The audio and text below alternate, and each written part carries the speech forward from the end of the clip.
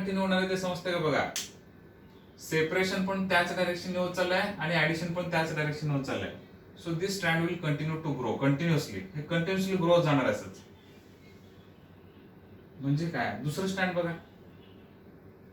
या स्टँड होत सेपरेशन वरच्या डायरेक्शनने चाललंय ते तर फिक्स आहे. आता या स्टँडचं काय झालं बघा, आरएनए प्रायमर इथं फॉर्म होणार नाही. आरएनए प्रायमर इथं फॉर्म झालं, डीएनए पॉलिमरेज या डायरेक्शनने ऍड करणार असं जर आपण म्हणलं, म्हणजे हे काय झालं, DNA polymerase 3 prime to 5 prime या डायरेक्शन ऍडिशन करत चाललंय, which is wrong. DNA polymerase cannot add the nucleotide in 3 prime to 5 prime direction. स्वतःच्या 3 to 5 डायरेक्शन ऍड करत नाही. DNA polymerase will add the nucleotides only from its 5 prime to 3 prime. आता ह्याचं 5 prime to 3 prime कुठे येणार आहे बघा, जर आपण नवीन स्ट्रँड असं तयार केलं तर हे जे असणार आहे, this will be 3 prime, this will be the 5 prime. मग DNA polymerase 5 to 3 direction addition करत जाणार आहे, या डायरेक्शन ऍड करणार आहे. म्हणजे आरएनए प्रायमर इथं फॉर्म झालेला असायला पाहिजे. This should be the RNA primer. इथं आरएनए प्रायमर फॉर्म झालेला आहे आणि डीएनए पॉलिमरेज या डायरेक्शनने ऍडिशन करत चाललेलं आहे. ओके, बघा आता दोन्ही केसेस डिस्कस करू. इथे एक आरएनए प्रायमर फॉर्म झालंय, इथे एक आरएनए प्रायमर फॉर्म झालेला आहे. सेपरेशन या डायरेक्शनने चाललंय. ठीक आहे, होणार काय आता, डीएनए पॉलिमरेज ओके, इथं देखील न्यूक्लियोटाइड्स ऍडिशन करणार आहे, इथं देखील न्यूक्लियोटाइड्स ऍडिशन करणार आहे. DNA polymerase now will add the respective nucleotide in 5 prime to 3 prime direction. Direction fix आहे, ते चेंज करायचं नाही. मग डीएनए पॉलिमरेज काय करणार आहे, त्याच्या 5 to 3 डायरेक्शनने, म्हणजे या आरएनए प्रायमरला 5 to 3 डायरेक्शनने, म्हणजे या डायरेक्शन ऍड करत जाणार आहे. इथं जर बघितलं 5 to 3 म्हणजे या डायरेक्शनने ऍडिशन करत जाणार आहे. ओके, मग ह्याचं काय महत्व, काय व्हॉट इज द सिग्निफिकन्स, काय होतं बघा. ह्या गोष्टीमुळे काय होतं, सेपरेशन ज्या डायरेक्शनने चाललंय,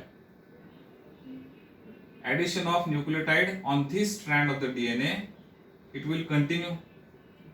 तसंच चाललंय, तसंच जाणार आहे, will continue. मग ह्याचं काय होणार आहे, हे इथून ते इथपर्यंत तयार झालं,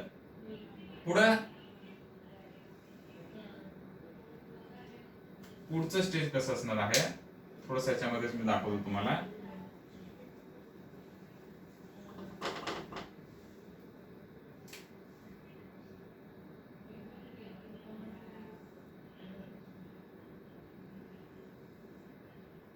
ठीक आहे, सेपरेशन या डायरेक्शनने चालवतं. हे जे स्ट्रँड आहे ते कंटिन्युअसली ऍड होत जाणार आहे.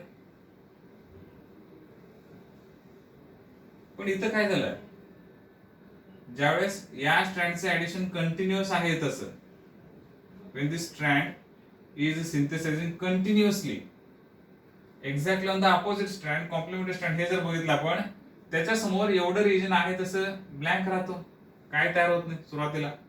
हे ऍडिशन कंटिन्यू केलेलं आहे, पण हे फक्त सेपरेट झालेलं आहे, एवढं पोर्शन असं आहे तसं राहिलेलं आहे.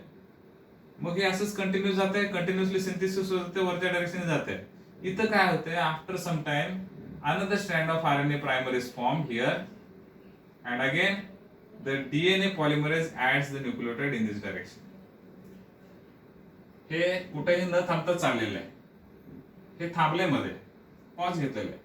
आरएनए प्रायमर इथं फॉर्म झाले, पुन्हा डीएनए पॉलिमरेज या डायरेक्शन ऍड करते, एवढं तयार करते, पुन्हा सेपरेशन होणार. Again separation continues, formation of this strand continues, but on this side again half strand, small portion of the strand is formed. हे समजतं का बघा, फार महत्वाचं आहे. हे असं का होत चाललंय, because DNA polymerase can add the nucleotide only from 5 to 3 prime direction. स्वतःच्या 5 to 3 डायरेक्शन ऍड करत जाणार. मग सेपरेशन ज्या डायरेक्शनने चाललंय त्या डायरेक्शनने हे स्ट्रँड कंटिन्युअसली सिंथेसिस होत जाते, कारण काय ऑब्जेक्शन आहे, 5 to 3 डायरेक्शनने चाललंय, कंटिन्युअसली चाललंय. जे दुसरं स्ट्रँड आहे 5 to 3 डायरेक्शन खाली चाललंय, मग हे इथून जात असताना वरती एवढं सेपरेशन झालेलं आहे, हे स्ट्रँड खाली सिंथेसाइज होत असताना एवढं पोर्शन जे आहे डीएनएचं सेपरेट झालेलं आहे. मग इथून सिंथेसिस झालं की पुन्हा आरएनए प्रायमर आणि एवढंच स्ट्रँड. हे एवढंच तयार होईपर्यंत पुन्हा वर अजून थोडंसं सेपरेट झालेलं असतं. सेपरेशन होताना हे कंटिन्युअसली गेलेलं आहे. पुन्हा तिकडचं जे स्ट्रँड आहे अर्धवट तयार होणार. So in this way during the replication of DNA one strand of the DNA is synthesized continuously.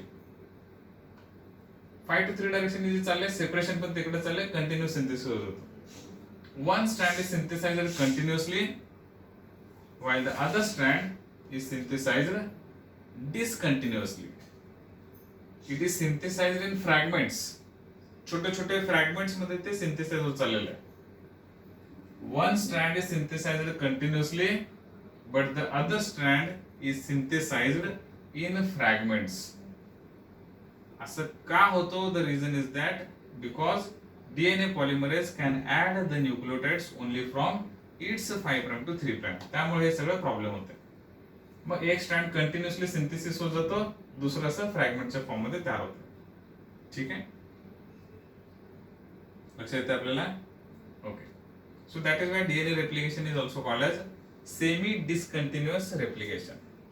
Semi discontinuous means one strand is synthesized continuously while the other strand it is synthesized discontinuously in fragments. एक strand continuously synthesise होत जातो, दुसरे जे strand आहे synthesized in fragments. Fragments मध्ये ते synthesise होते. Now these small fragments of the DNA they are called as Okazaki fragments. Okay, these fragments are called as Okazaki fragments. मग एंड पर्यंत असंच राहते का ते? No, that will not remain as it is. Okay, there will be conversion, there will be modification, the fragments will join together. हे fragment join व्हायला पाहिजे, DNA चे कंप्लीट स्ट्रँड तयार व्हायलाच पाहिजे. पण सुरुवातीला होत असताना असं होतंय, one strand is synthesized continuously while the other strand is synthesized discontinuously or in fragments, and these fragments are called as Okazaki fragments. And because the replication one strand is synthesized continuously while other is discontinuously, it is called as semi discontinuous replication. त्यामुळे त्याला semi discontinuous replication असं म्हटलेलं आहे. And remember one thing again, the strand which is synthesized continuously, it is called as leading strand of the DNA. Leading strand of the DNA. बरेच काही नाव नवीन नवीन येतात बघा. फार फार महत्त्वाचे पॉइंट्स आहेत सगळे. रिपीटेडली ऐका, वाचा, लिहून काढा, प्रॅक्टिस करा, काही करा, पण हे 10 वेळेस लिहून काढा, मनात समजून घेऊन, प्रोसेस समजून घेऊन परफेक्टली तुमच्या डोक्यात बसतंय. एकदा डोक्यात बसले की विसरत नाही. ठीक आहे, पण सुरुवातीला डोक्यात जाण्यासाठी फार मेहनत घ्यावी लागणार आहे. ठीक. So the strand which is synthesized continuously, it is called as the leading strand of the DNA. Leading strand of the DNA. The strand which is synthesized in fragments, it is called as a lagging strand of the DNA. Lagging strand of the DNA. Okay, one is leading strand, other is lagging strand. ठीक आहे. मग पुन्हा हे का झालं? Because of DNA polymerase. त्याचा हट्टीपणामुळे सगळं झालंय बघा. मी फक्त 5 to 3 डायरेक्शनने जातो, जा, मग असे फ्रॅगमेंट्स तयार करत बसते. ठीक आहे, त्याचं देखील बरेच रिझन असतात. ओके, तर मग डीएनए पॉलिमरेजच्या त्या कंडिशन्समुळे हे असे कंडिशन झालेले आहेत. मग जे ओरिजिनल डीएनए चे स्ट्रँड आहेत ते टेम्पलेट स्ट्रँड आहेत. जे नवीन स्ट्रँड तयार होणार त्यापैकी one strand is continuously synthesized and that is called as leading strand, while the other strand is synthesized in fragments. They are called Okazaki fragments, and this new strand is called as lagging strand. जे fragment मध्ये form झालेले strand आहे ते lagging strand आहे, जे continuously तयार झाले ते लीडिंग स्ट्रँड आहे. ठीक आहे, बऱ्यापैकी प्रोसेसच्या एंड कडे आलो आपण बघा. ठीक आहे, आता मग काय व्हायला पाहिजे? हे जे आरएनए प्रायमर तयार झालेले, आरएनए प्रायमर, आरएनए चे स्ट्रँड येते, आपल्याला डीएनए तयार करायचं का RNA? We have to form the DNA, not RNA. These are the RNA strands. कशाला लागले? ते डीएनए पॉलिमरच्या कंडिशनमुळे सुरुवात करून दिलं ते आरएनए प्रायमरने. मग आरएनए प्रायमर नकोय आपल्याला. We need no that DNA does not require that RNA primer, so that DNA has to remove that RNA primer. ते डीएनए ला ते आरएनए प्रायमर काढून टाकायचं होता, नको. डीएनए ला डीएनए सर करायचं, आरएनए प्रायमर नकोय त्याला. मग डीएनए काय करते, त्याचा दुसरा एक एन्झाइम असतो, again that is DNA polymerase. There are different types of DNA polymerases. DNA polymerase 1, 2, 3. Eukaryotic मध्ये डीएनए पॉलिमरेज 1, 2, 3, 4, 5 असे डिफरंट टाइपचे पॉलिमरेजेस त्या ठिकाणी, अल्फा बीटा वगैरे असे वेगवेगळ्या टाइपचे नाव वगैरे दिलेले असतात. ते काय आपलं डिटेल सिलेबस मध्ये घेतलेलं नाही तेवढं, ठीक आहे. पण लक्षात घ्या, डीएनए पॉलिमरेज 1, आता आतापर्यंत सुरुवातीला आपण जे डिस्कस केलं ते सगळं कोण केलं, डीएनए पॉलिमरेज 3, ठीक आहे. जे आपण आतापर्यंत डिस्कस केलं DNA polymerase, that is DNA polymerase 3 major enzyme असतो. Okay, one of the major enzyme DNA polymerase मध्ये सगळ्यात महत्त्वाचं डीएनए पॉलिमरेज 3 आहे. हे सगळे कामं तेच करत असते. डीएनए पॉलिमरेज 1 काय करते बघा, आता एंडला येते. मग हे जे छोटे छोटे आरएनए प्रायमर असतात की नाही, DNA polymerase 1, okay, remove that RNA primers. ते आरएनए प्रायमर इथून असं कट करते, काढून टाकते.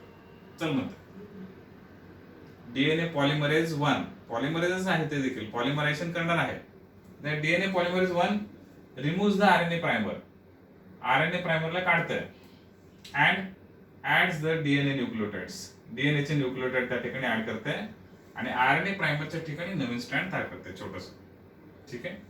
अगेन हियर इथलं जे आरएनए प्रायमर होतं ते पण निघून जाते. DNA polymerase 1 ads the DNA nucleotides and forms the DNA strand.